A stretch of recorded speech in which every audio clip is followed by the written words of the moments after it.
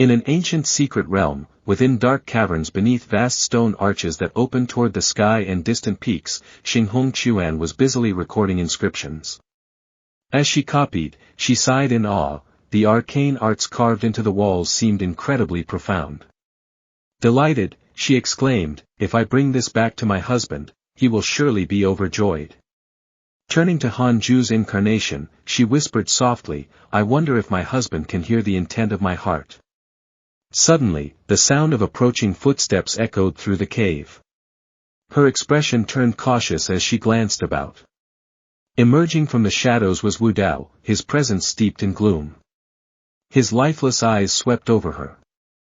Sensing her wariness, he spoke calmly, "There is no need for such caution, little friend. I am merely here to comprehend the Tao."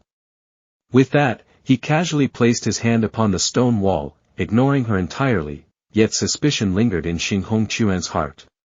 His demeanor did not resemble that of a first-time visitor. Perhaps he had discovered this cliff wall long before her. The cavern fell into an eerie, chilling silence. Meanwhile, through his incarnation, Han Ju had already perceived the situation within the cave. His face revealed a hint of concern, though not much. "It seems this man bears no malice," he thought, "there's no need for undue worry. Still, I should leave behind a hidden mark. Just in case." At that moment, a black crow approached, drawing Han Ju's attention. On its leg was bound a strange item. Could this be a sound transmission jade slip? Han Ju frowned. The problem was, he had never used one before. "How am I supposed to?" Before he could finish the thought, the scroll suddenly blazed with dazzling light. Within it appeared the battered face of Huang Jihao, Godslayer Elder. The projection spoke, "I have already investigated. 19 sects have allied to assault the Yuqing sect. The Wei clan is involved. Do not worry for me, I am well." But Han Ju barely heard the words, his gaze lingered on Huang Jihao's swollen, bloodied face. Before he could question it, the light faded and the image vanished, leaving him dumbstruck. Soon after, his system panel revealed, Huang Jihao was ambushed repeatedly but narrowly escaped. Han Ju sighed. "So you're fine after all. And here I was worrying for nothing." Still, he was unsettled. Su Qi destroys everything in his path. His fortune as the descendant of an immortal emperor is simply too strong. But for the Wei clan to injure Huang Jihao so heavily, best I inquire about them further. Without delay, Han Ju sought out Li Qingzi. At the mere mention of the Wei clan, the old man's expression shifted. "You must know of them," Han Ju pressed. Li Qingzi admitted, "The Wei clan of Great Yan is not especially renowned. They have but one nascent soul cultivator. However, they are famed for their vast network of marriage alliances and the largest business empire in all Great Yan." His eyes gleamed oddly as he added with a lecherous grin, "They also have countless beauties. Perhaps you too desire a woman?" Han Ju ignored the insinuation, his gaze sharp. Could it be the Wei clan orchestrating this assault? Li Qingzi quickly shook his head. "Impossible. The Wei clan lacks such patience. Besides, they maintain good relations with Yuqing sect." But Han Ju was unconvinced. With such a wide web of influence, nothing is impossible. Then who leads the Wei clan? The patriarch has changed. Li Qingzi replied, "But who exactly it is now, I do not know." Han Ju nodded, reassuring him, "Rest easy, I will ensure your safety." At that moment, Jingxi appeared, reminding Li Qingzi to take his medicine. Standing at the balcony, Han Ju sighed.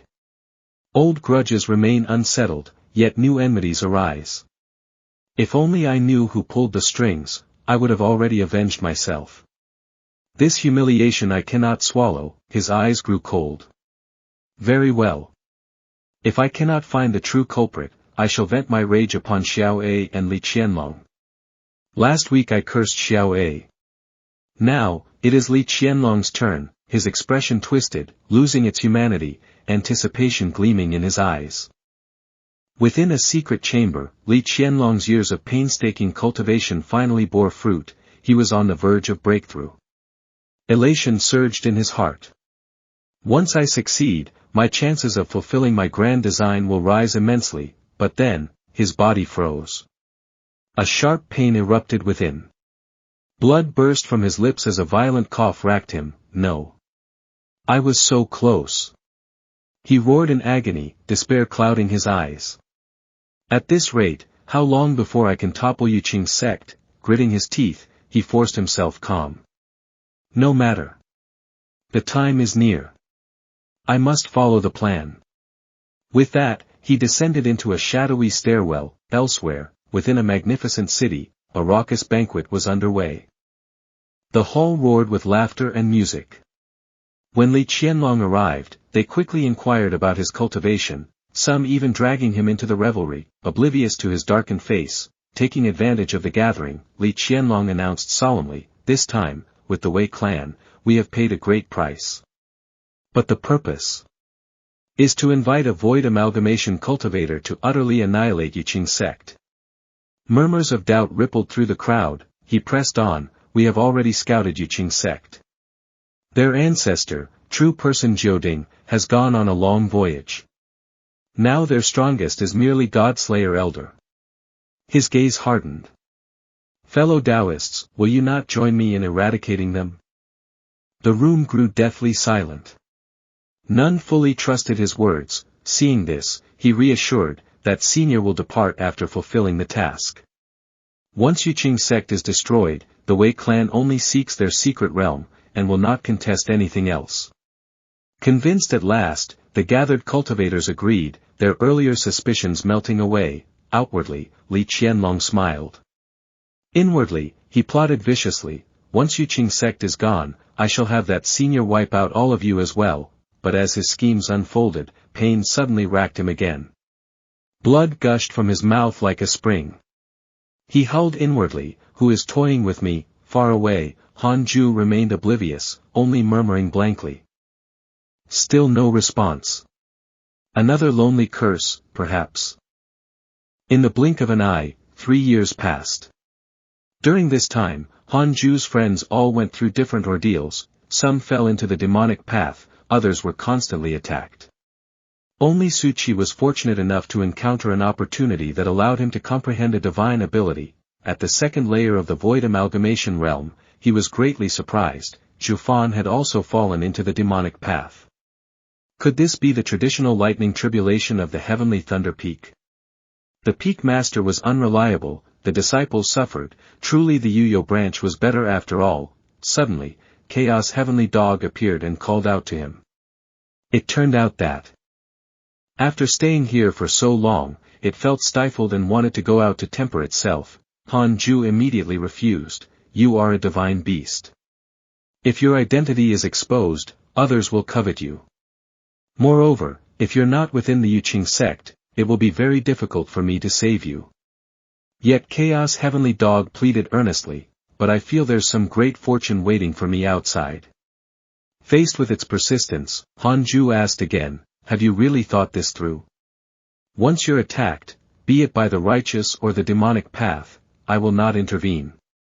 Instead of fear, Chaos Heavenly Dog showed a trace of confidence. "I think you should worry more about them than about me." Han Ju realized he had been worrying too much. Chaos Heavenly Dog had already grown so strong and robust. He had simply been too focused on cultivation all these years to notice its changes. Chaos Heavenly Dog reassured him, "Don't worry, Master. I'll be careful. I'll just roam a bit and then return." While speaking, it licked Han Ju endlessly, making him curse in his heart, itching to cut it down with a single sword. Han Ju knew very well, with Chaos Heavenly Dog's temperament, even if he forbade it, one day it would sneak out on its own. It was better to allow it to experience the outside world. When it was finally time to depart, Han Ju escorted Chaos Heavenly Dog, who barked once in response. Just as he was about to remind it of more things, the dog had already vanished far away, leaving Han Ju behind, sighing inwardly, "Little mutt, just wait until the cruel world teaches you its lessons." All he could do was pray for Chaos Heavenly Dog's safety and console himself. It is a fated divine beast, even if it wants to die, it will be difficult. At that moment, Black Hell Chicken suddenly appeared and called out to him. Han Ju lost his patience and snapped, "Do you also want to leave?" Black Hell Chicken panicked and quickly explained, "How could I? If I went outside, I'd be turned into fried chicken."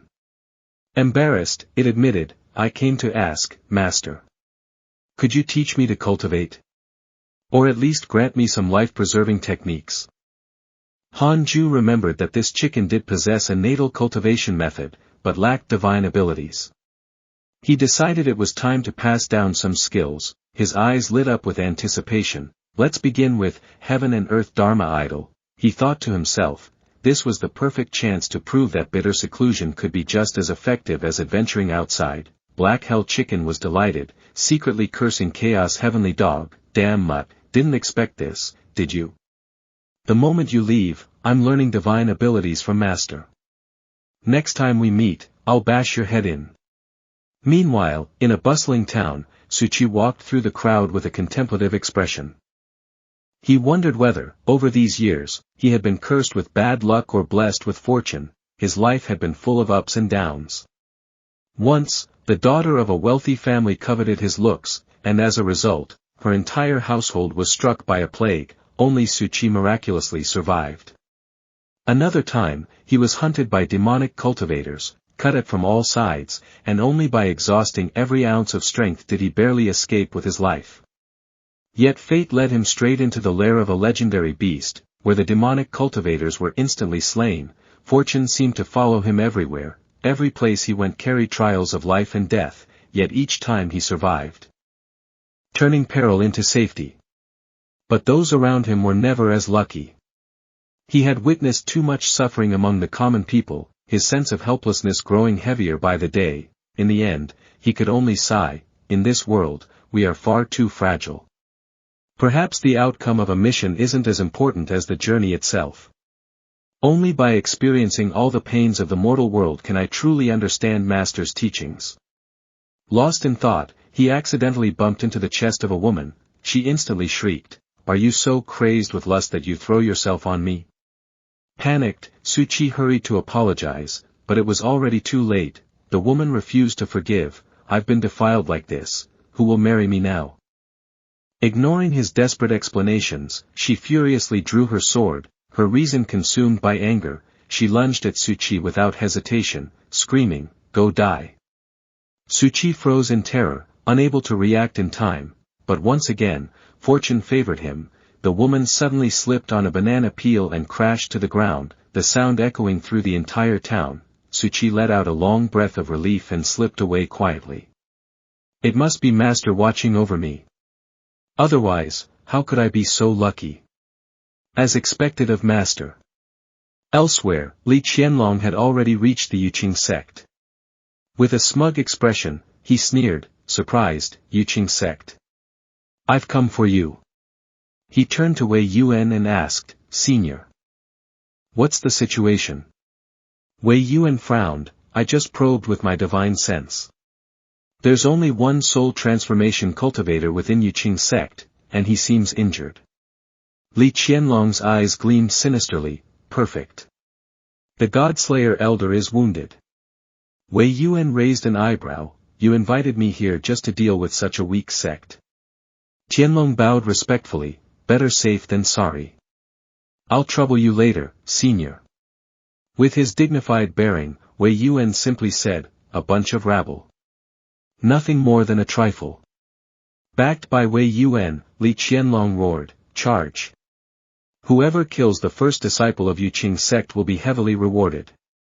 His army surged forward with renewed vigor. At that moment, Han Ju received a system notification of the attack. He had the choice to escape or stay and defend the sect.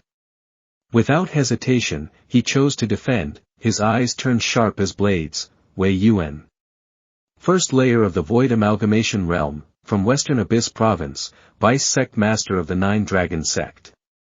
The system instantly returned its result, trial complete.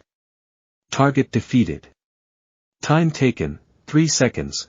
No one knew when it happened, but Wei Yuan had already collapsed, dead.